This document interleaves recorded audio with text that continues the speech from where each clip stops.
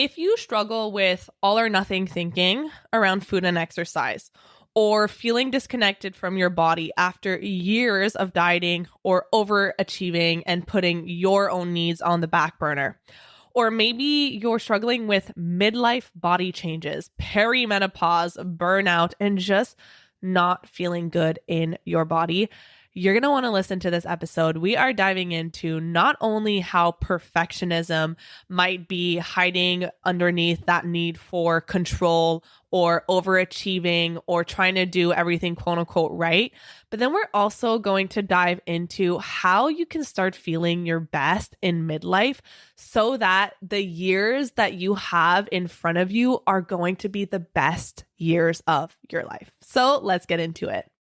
Welcome to the Live Unrestricted podcast, a show where you'll learn how to heal your relationship with food and your body so that you can focus your time and energy on more important things like your personal growth. I'm your host, Sabrina Magna, food freedom coach, and my mission is to help make your life happier and healthier without stress, overwhelm, or guilt about food. If you love the show, please do go out and share it. And if you're looking for support with your relationship with food, details about my programs are in the show notes. Thanks for spending time with me today. Now let's jump in. Perfectionists and rule followers unite. You are going to love this episode. I felt so seen. I am sitting down with Jennifer Delliquadri, who is a midlife fitness coach who helps women rewrite the stories that they have been telling themselves about their body, their habits, and what's truly possible after 40. Her work blends mindset, movement, and mindful habit change to help women build strength, confidence, and ease in their bodies without burnout or perfectionism. And I have to say, we really covered so much in this conversation. Jennifer is going to dive into her story of how at midlife, when she was going through perimenopause around 45 years old, she just didn't feel good in her body. And she felt disconnected from herself, from her needs. And she actually made the decision that she was going to intentionally try to lose weight. And she did it through using tracking temporarily in order to bring awareness to her food habits and how she was eating and how she was moving her body. And I wanted to preface this conversation because, first of all, I am not anti-weight loss, right? Like, I think that every woman has body autonomy. And in the world that we live in, it is only normal and natural to want to change your body. There is so much nuance in this conversation, and we talk about why having a foundation of self-love and self-esteem and knowing that you are enough and not chasing for something in a different body is absolutely necessary. We also talk about who tracking might be helpful for or not. So again, there's a lot of nuance here, and I want you to be mindful as you're listening to this episode that if you're someone who's hyper focused on food, if you know every single calorie in everything that you eat, this episode is not geared towards you. However, when we do talk about perfectionism and burnout and over functioning and how that can be a way to try to feel good enough or like you're doing enough or accepted and get external validation, that is definitely something that you will be able to relate to.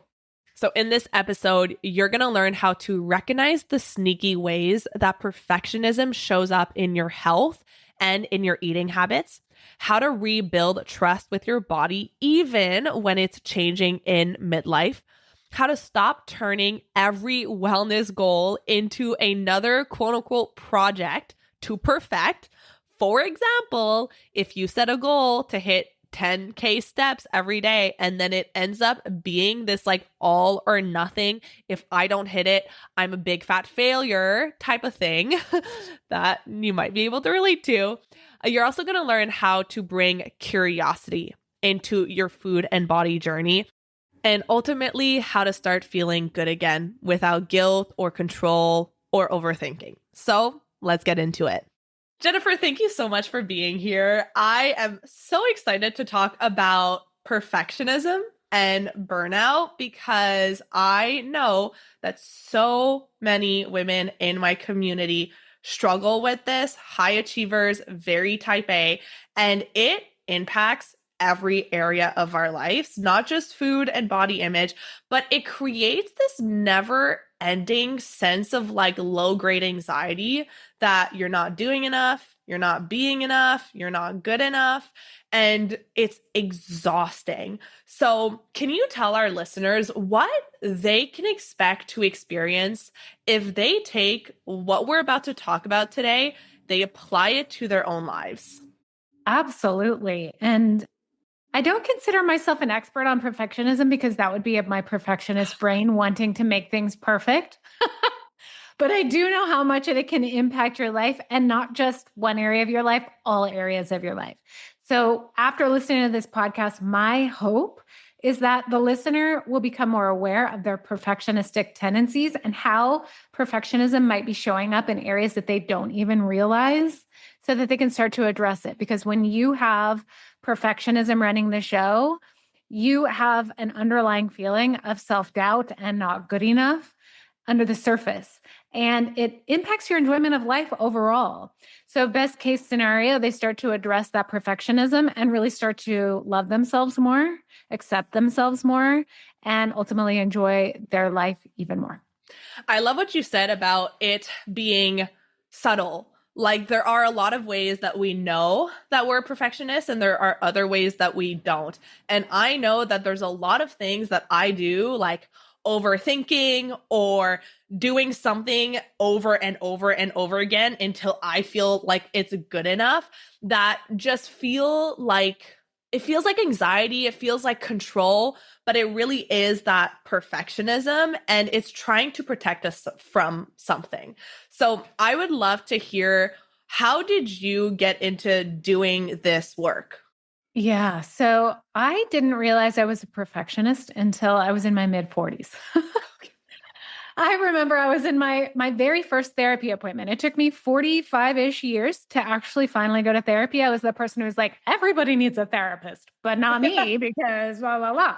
So I was in that initial appointment and my therapist was like, do you think you're a perfectionist? And I was like, thinking about my messy house and like the dirty closets and like my disorganized life. And I was like, no.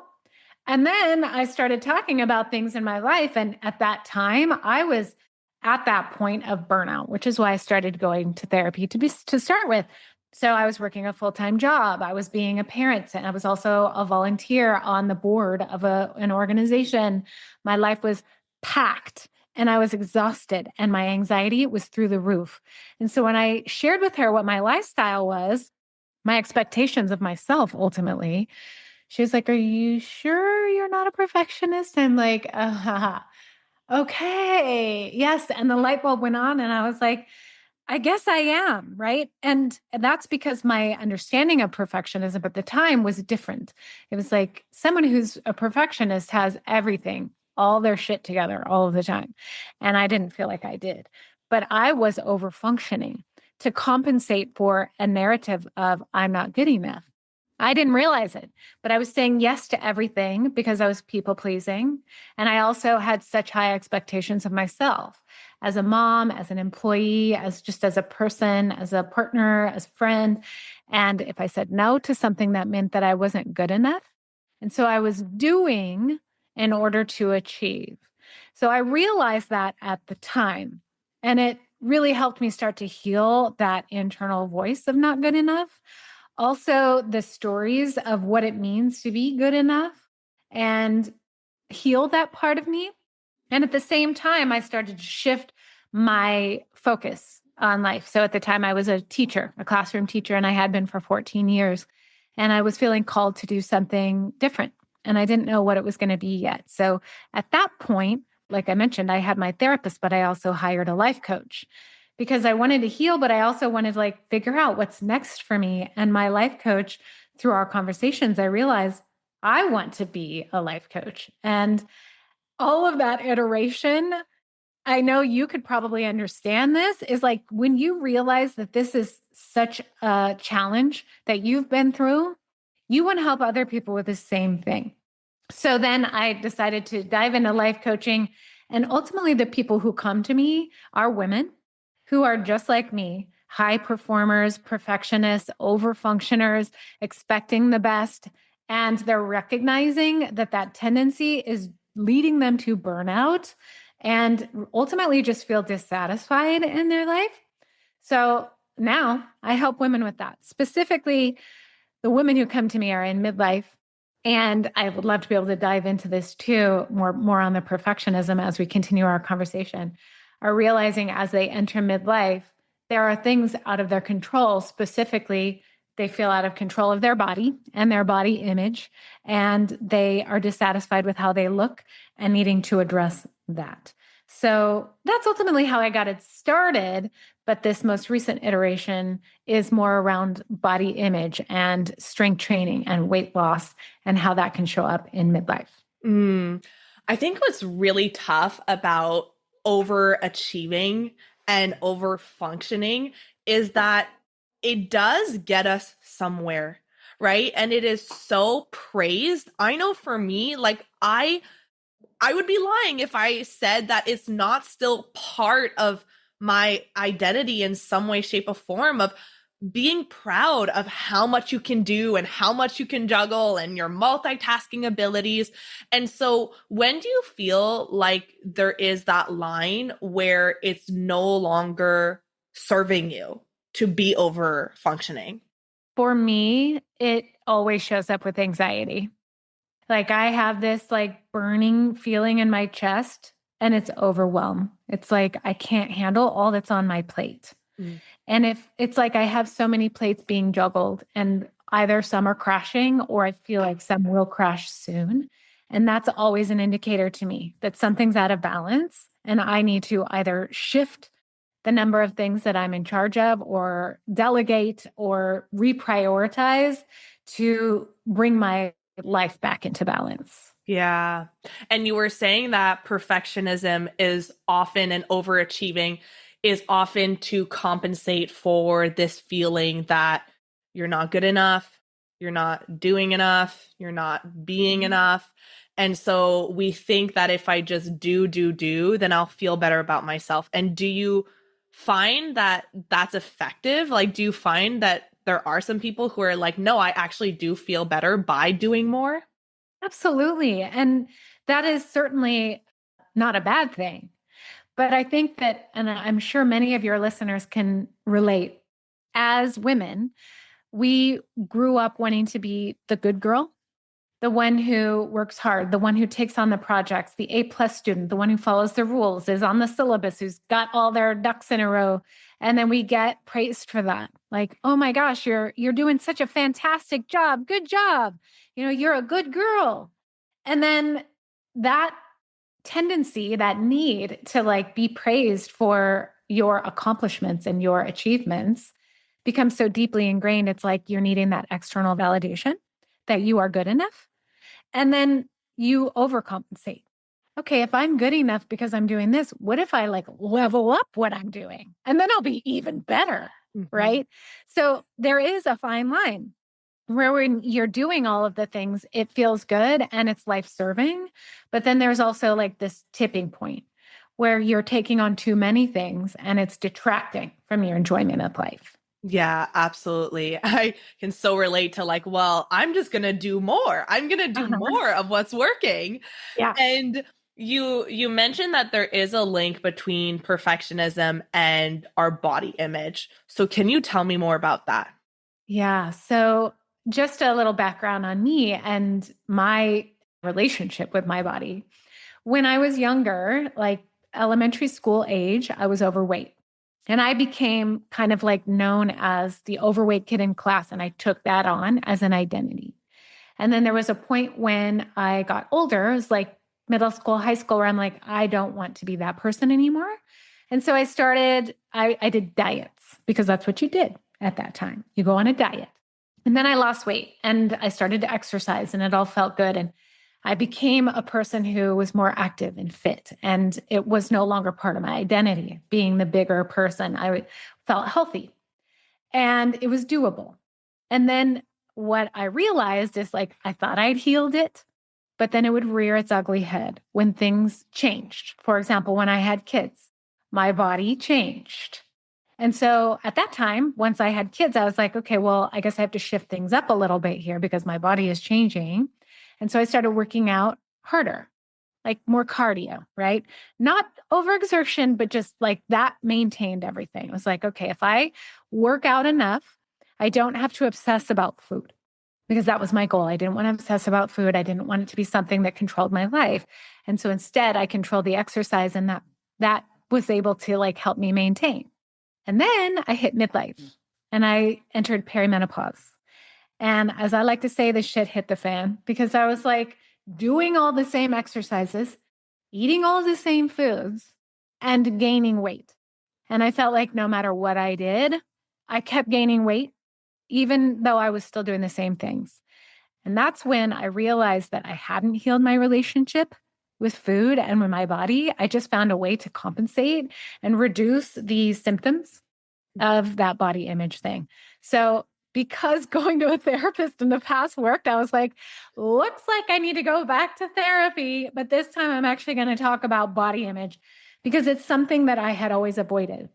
And the reason why is because I never wanted the priority to be on looks because I knew how judged I felt being overweight as a kid. And so I never wanted people to tell me, oh, you've lost weight, because I never wanted it to be like my value is tied to my looks. And so I never talked about weight loss. I never talked about body image. I was always about like, you want to be strong, you want to be healthy, you want to nourish your body, which is all true. But for me, the underlying fear was if I don't do these things, I will gain weight and therefore not be good enough. So I just avoided the conversation altogether. And then when my body started to change, I realized, this is still an issue for me. And there I was, close to 50, in therapy going, why am I still upset about being the overweight kid? Why is that still a problem, right? And that's because your identity is formed at a very young age, before the age of 7. And all of those things happened around that time. So I was still carrying the identity of the overweight fat kid. I hate that word, I know. And it can be very triggering, but that was the identity I had.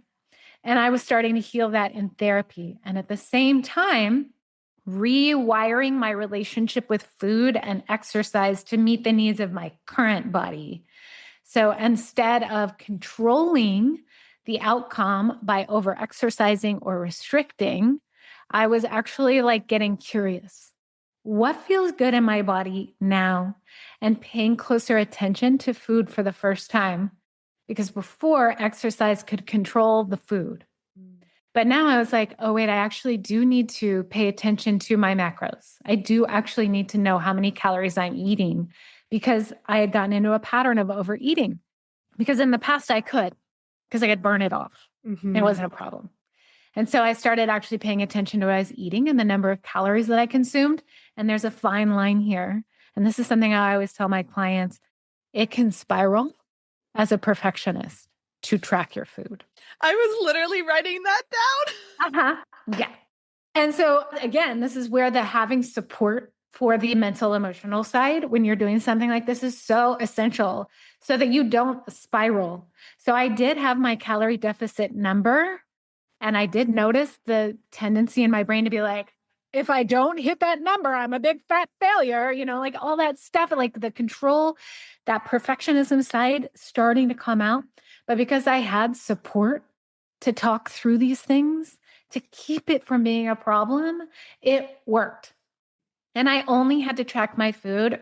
I tell my listeners and my clients all the time, for me, I only had to track my food for 3 months max.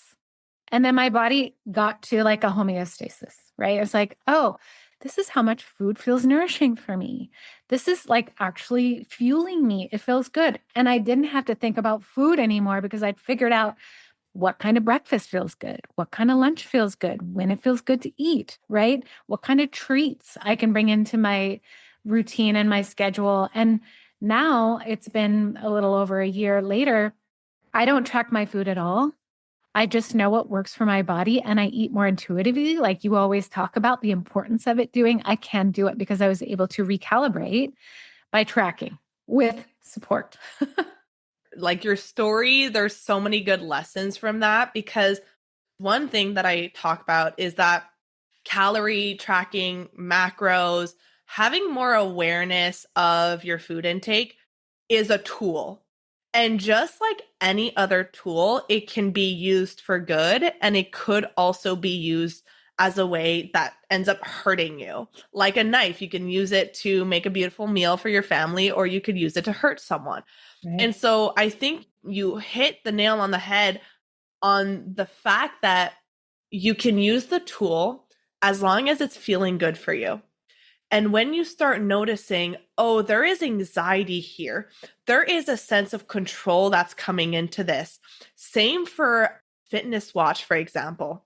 I used to wear, I'm currently wearing a Fitbit, but years and years ago, when I first got my Fitbit, I was so excited at first because I started to see, wow, you don't really walk that much. Like you go to the gym, but other than the gym, you're not really getting that much movement in. And it was great to have that level of awareness that I didn't have before. And then that perfectionist in me was like, well, you cannot go under 10,000 steps today. And then it was like, you cannot go under 12,000 steps today. And it got to a point where I could not go under 20,000 steps a day. Oh, yeah. And I remember there was a day where I realized that nothing counted if I wasn't wearing my watch. Like I would get so anxious at the thought of not wearing my watch. And I realized you should not feel this way about a device that you wear on your wrist. And the first day that I forced myself to not wear it was such an anxious day. I felt so destabilized, so out of control for a watch. And so it's so important for our listeners to hear this, that everything can be a tool, but having that awareness of when it starts to feel bad, when it starts to create anxiety and rules and control, having someone to keep that in check, to reflect that back to you, because it can be really hard to do that on your own. Yeah. And that reminds me of another thing that I did, which can be really triggering into that spiral, is weigh myself consistently. But I did it differently than I had done in the past. So growing up, the scale was like the enemy, right? And then doing weight loss, like diets, et cetera, as a kid, it was like a weekly weigh-in and be like, oh gosh, what's it gonna be? I don't know, right? And it was anxiety provoking. And so instead of thinking of the number on the scale as a measurement of success, I looked at it through the eyes of curiosity, knowing that biologically and systematically, your body weight will change every single day. No matter what you're doing, it's going to go up and down. And so, something that was so helpful for me to know was when I'm looking at these numbers, I'm looking for an overall trend, not for the number that specific day, and looking at it with curiosity. So, that first month of tracking, I did not lose 1 pound. And in the past, I would have spiraled. I would have been like, well, I guess I just never can eat again. I guess I'm just in the midlife. I'm going to have to starve myself forever and ever and never eat again. Right. But this time I was like, nope, I'm making this a lifestyle. I am not going to restrict. I want to enjoy my life and I want to figure this out. So I just adjusted my calorie intake a small amount. It was just 100-calorie difference. And then the weight started coming off. And I was continuing to weigh myself almost every day. And I share this trend on my Instagram stories sometimes, just the picture of it over the years. Because what you can see in the scale is that one day it'll go down, then it'll go up, and it'll stay up, and it'll stay up, and then it'll go down, and then it'll go up. And if you do it more regularly, and you can do it without that emotional attachment, with a reduced emotional attachment, you'll see the trend and you'll realize again, like this is just a tool, one singular measurement of what I'm doing. So I'm looking at the number on the scale, I'm looking at my macros, I'm looking at my calorie intake, but I'm also paying attention to how I feel, my energy level, how I'm sleeping, all of those important things that all go together. And it was the first time I had ever done it holistically that way. And what was that switch in mindset that made you approach this whole journey differently? It was a person that I follow on Instagram. His name is Jordan Sayat, and he does experiments all of the time on his body, on eating. And he did an experiment once just to show how the scale operates. And he at the time was in a cut. Specifically, he was wanting to lose weight. So he would show his scale number every single day. And so I'm watching him, a man in his probably 20s, so like nothing close to where I am in life, but it was like in a science experiment. And he would just be like, look, this is normal. This is just what happens. And he was the one who actually said, instead of quitting or instead of restricting, you just make one small adjustment, either up your steps or reduce your calories by a tiny bit. And then you just keep going. And this is when I talk about to my clients and women in midlife who are feeling like their body is out of their hands anymore and they're feeling that they're gaining weight, like they feel like I did. There's three things to really focus on. And one is track. You're tracking your food. You're paying attention to what you're eating. The second one is you're training your body. So you're exercising, steps, lifting weights, all of that things, staying active, and you're giving it time. That was the thing that my perfectionist brain struggled with the most is I want my results and I want them now. And if I'm not getting them, then I'm doing something wrong and I'm failing. So when I saw him do that experiment, I saw how over time the trend shifted with his little shift. And that's why I call my podcast Subtle Shifts. That's why I approach everything with subtle shifts. It's not black and white. It's not right and wrong. It's like small tweaks and adjustments. And so I was like, okay, if he can do that, I can do that. And I just was reminding myself of his story the whole time. And I played around with it and it actually felt a lot more empowering. And I'm like, oh, curiosity over judgment. Who knew? Who knew? I would be so curious to know when you first started this journey and you weren't feeling good in your body, you were going through perimenopause. What was your goal starting it? Did you have a specific goal weight in mind, or was it that you were like, I don't feel good in my body. I know that this is not my healthiest weight, and I just want to feel good. Like, what were you focusing on? I'll tell you the story of the turning point for me. So I was, like I mentioned, when I started going back to therapy and paying attention, I was in my 50s. I was almost 50. I was 49. And my family took a trip to Hawaii for my 50th birthday. So it was like 2 months before my actual birthday, but it was for my 50th birthday. And Hawaii, right? You're on vacation. It's tropical. It's beautiful, like family, so great.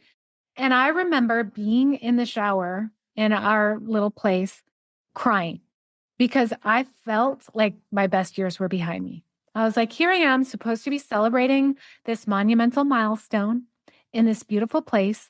And I feel like shit because I feel like my body is no longer my own. I feel like all of my healthy years have passed and now it's just like a slow decline. And that did not feel good to me.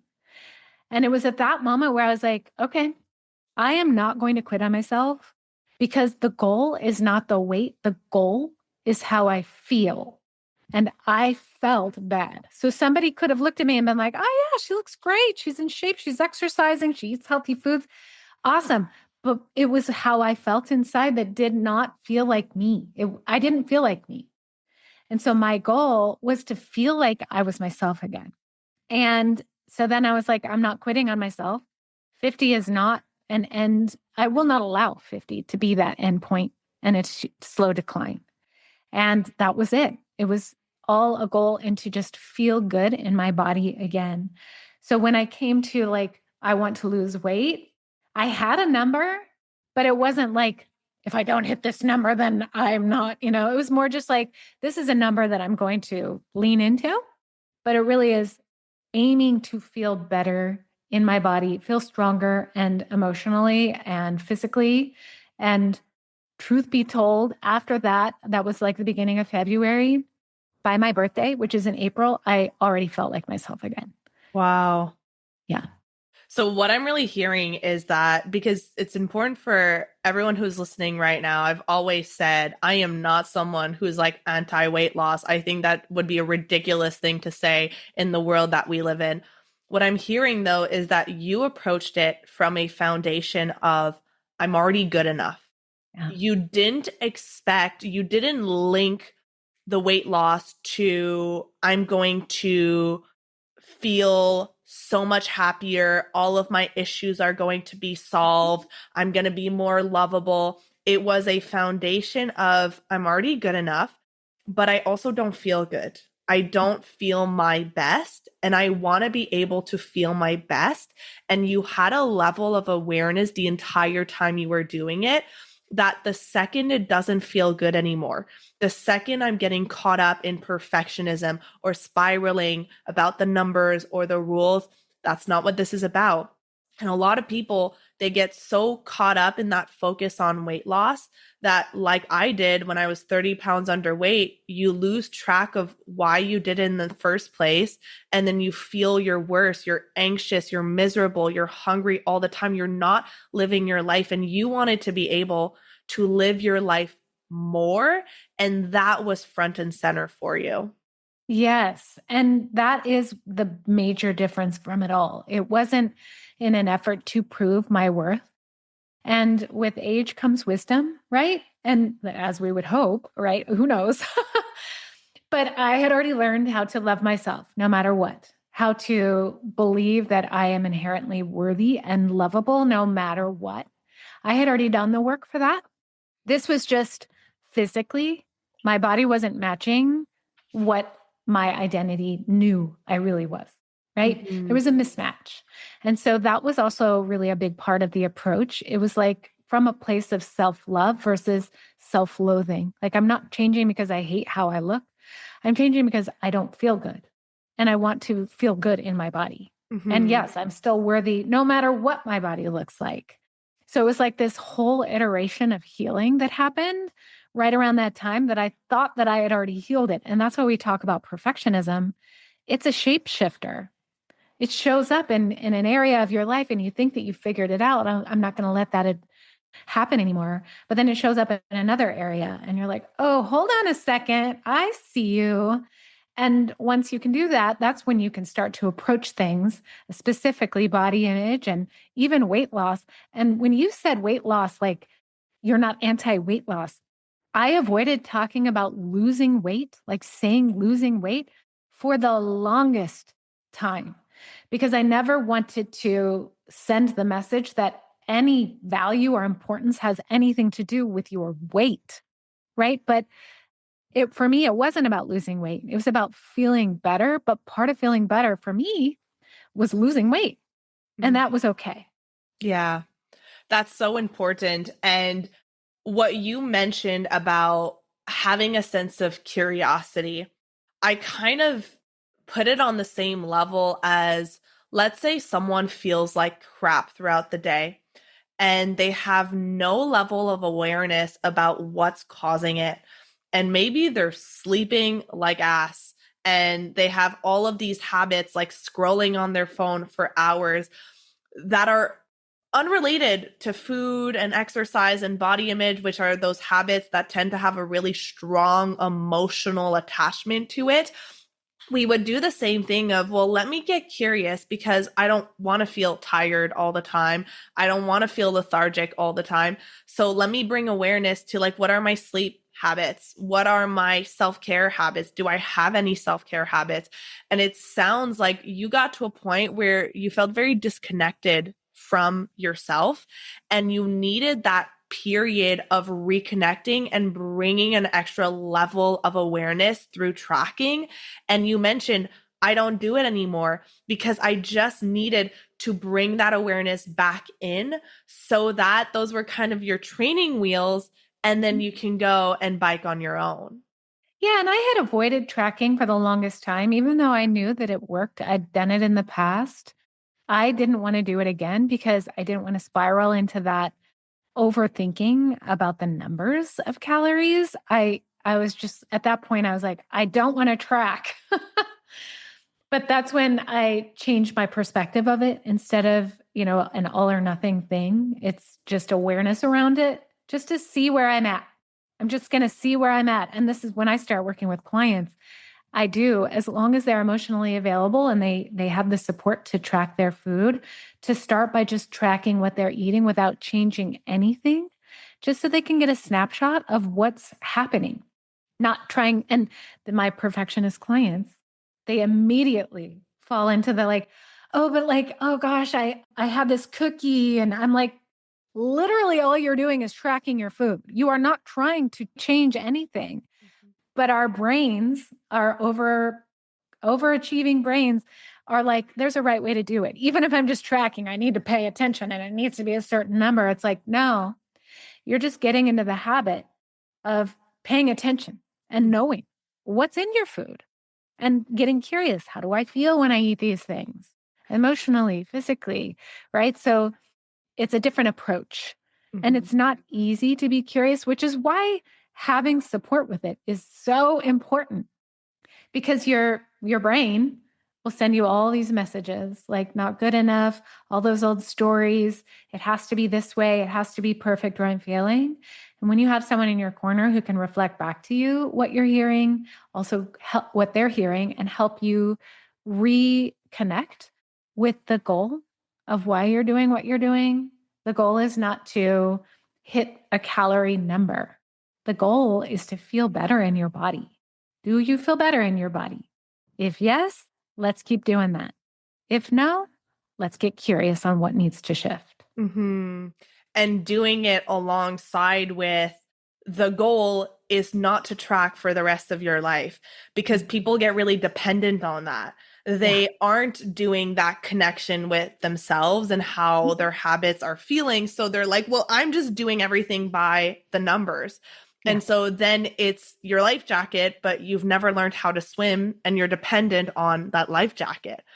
Right. And I think another piece that's really important, knowing my listeners, is if you're someone who is hyper aware of everything that you're eating, you know, every single calorie you have tracked, you maybe are not even tracking right now, but you're eating that cookie or you're eating that handful of almonds and you know exactly how many calories are in your hand.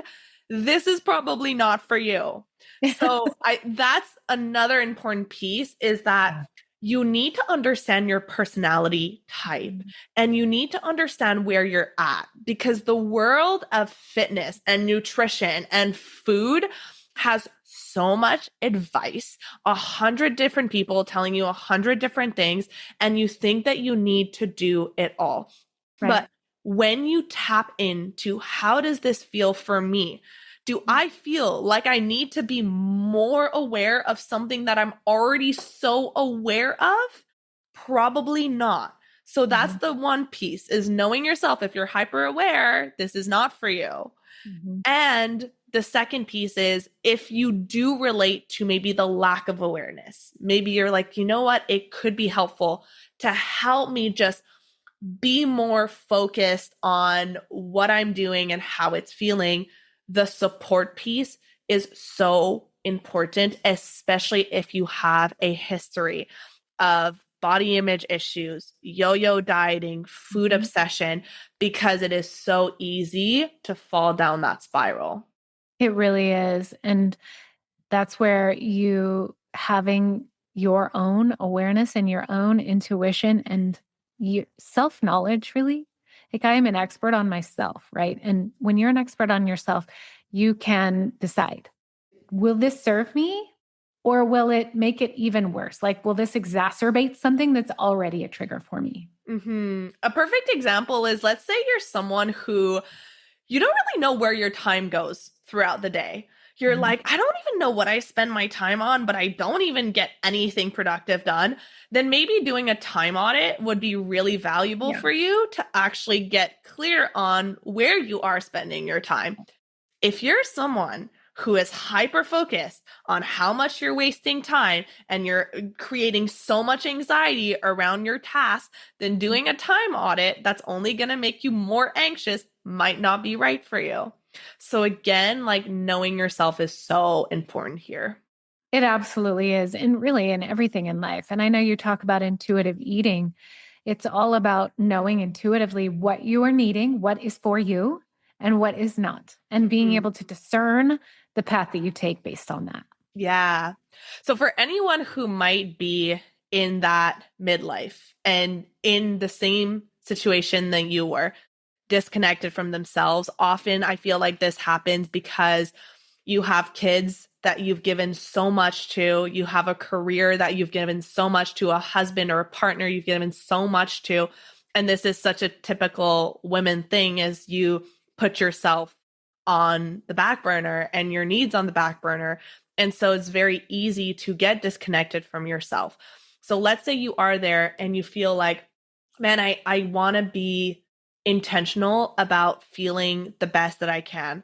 I want, now that maybe my kids are older, I want to have this life that feels bold and beautiful, and I have energy and I feel good. And you are not someone who is hyper focused. You are someone who wants to reconnect. What would be like great first steps to do? I always like to recommend checking in with your doctor first. Get a blood test, check your hormone levels. Hormones play a big factor in energy, in mood, in weight gain. And that again is part of being able to stand up for yourself. So, my personal experience was I started perimenopause in my 40s, like right around 40, which is a little bit early. But at the time, my symptoms were emotional. So I was having anxiety. I was not having as much energy. And when I talked to the doctor, I brought up perimenopause and he was like, no, no, no, no, no, you're too young. Let's put you on some antidepressants. Okay. So I went on antidepressants and they helped the anxiety. But then as I went further and further into perimenopause, the symptoms they changed, right? There's hot flashes, there's waking up at 3 a.m., all the fun things that come with it, that coupled with the weight gain that I was experiencing. And then I went back to the doctor. And again, this was again close to 50. I feel like I might be in menopause. And this time the woman was like, I don't know, you still are kind of young, but we'll do blood tests just to see. Lo and behold, full blown menopause, zero detectable estrogen. Hello. So that's why I always recommend get a blood test, talk to a doctor, see where you are physically. Once I got an HRT, I don't recommend for everybody, but that worked for me to help minimize my symptoms. I had more energy to do the things to bring my body back in balance. So my mood was better, my energy was better. So I was able to start talking or thinking about the weight loss. So from that, after getting all of those checked, what I recommend doing is, if it's accessible to you and healthy for you, to start noticing your food intake. Track your food, pay attention, dial in your macros, right? Like protein is so huge. And it's something that's really overlooked. I know for me, I really was under eating protein for a really long time because I was like, oh, it's just overblown. But no, it's not, especially if you're doing the second part, which is training your body, weight training specifically. Because as you age, studies have shown specifically for women, as you age, when you hit menopause, you have a very quick deterioration of bone density and muscle mass. So the sooner you start really lifting weights, the better. And it helps stave off some of that deterioration. So making sure you're training your body by lifting weights. And then I know you talked about steps. My goal with steps is to get an average of 7,500 steps a day. I always overdo it because I am who I am. But 7,500 is, the baseline. And I like to say it's an average because some days I don't get that many. Some days I get more, but 7,500 for me is doable and it doesn't overdo it. It doesn't take up too much of my time and I don't obsess about it at that number. So making sure that you track, make sure that you train. And then the third thing is to give it time, just to be patient with the shifts that you're seeing and curiosity with it. So there is no end goal. The end goal is just enjoying the rest of your life and feeling good in your body. So track, train, and time that, and making sure that you're supporting your body with whatever it is your body needs on a physical level with care from professional. I love that. And I love what you said about the steps, because I would say that without even paying attention to it, I almost always hit at least 10,000 steps a day. Yeah. And paying attention to your relationship with that, a Mhm. relationship of flexibility. If there's a day where I'm sick and I don't leave my bed, I am not even getting 1,000 steps, and there is no shame attached to it.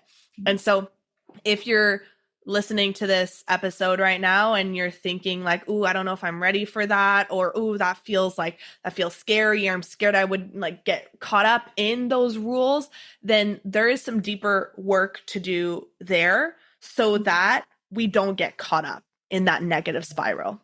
And the approach that I always recommend that my clients take, and anyone who hears anything I say, is to take it one thing at a time.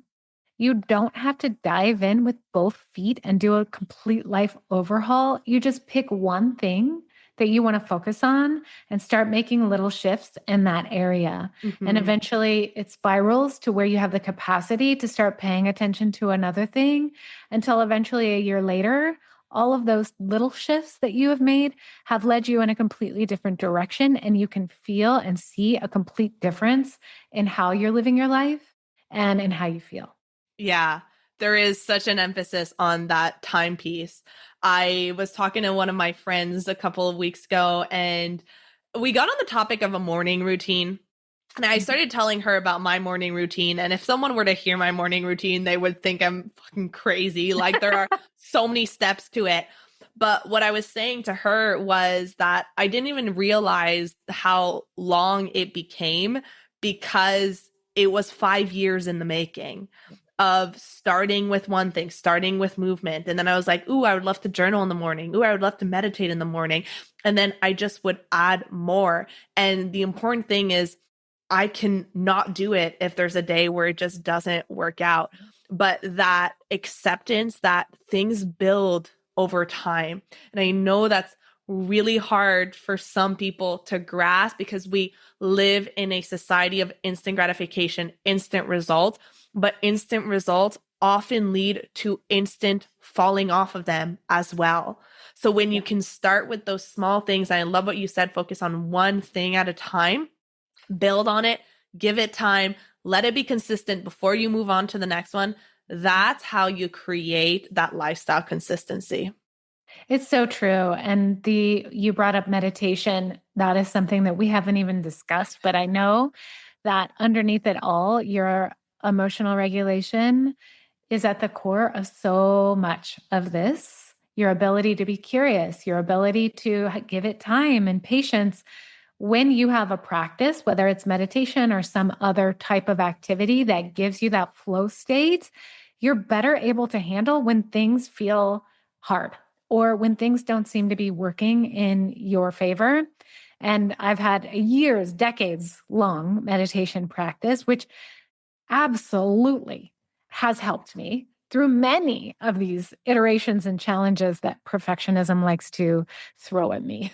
I hate how effective meditation is. Right? Like, it pisses me off that I have become one of those people who's telling Uh-huh. everyone, like, I how do know. you not meditate? It's the Yeah. hack. It is 100% the hack. And it's like Yeah. the easiest hack, but it's the hardest, easiest hack. I know. It's people don't want to do it because it's the hardest, easiest hack. Yeah. Exactly. It's like, I don't know. It's just changed my whole life. No biggie. Yeah. Just 5 minutes a day changed my life. Totally fine. Jennifer, where can people find you and connect with you? Yeah. So you can follow me on Instagram, Jennifer.Delliquadri. I also have a podcast called Subtle Shifts with Jennifer Delliquadri. I'd love to have you come over and listen. And of course, my website, jenniferdelliquadri.com. Beautiful. Thank you so much for being here. Thank you so much for having me. It's been a pleasure. Thank you so much for listening to today's episode. If you found it valuable, I would love if you would share it with someone you know that could benefit. If you're loving the show, don't forget to subscribe over on Apple Podcasts so you don't miss a single episode. I really love hearing feedback from you, so please leave a rating and review over on Apple to help us get in the ears of more people who need it the most. Finally, come hang out with me on Instagram at Sabrina Magnan Health for more educational content and get up close and personal with me. Thank you so much for being here, and I'll see you on the next episode.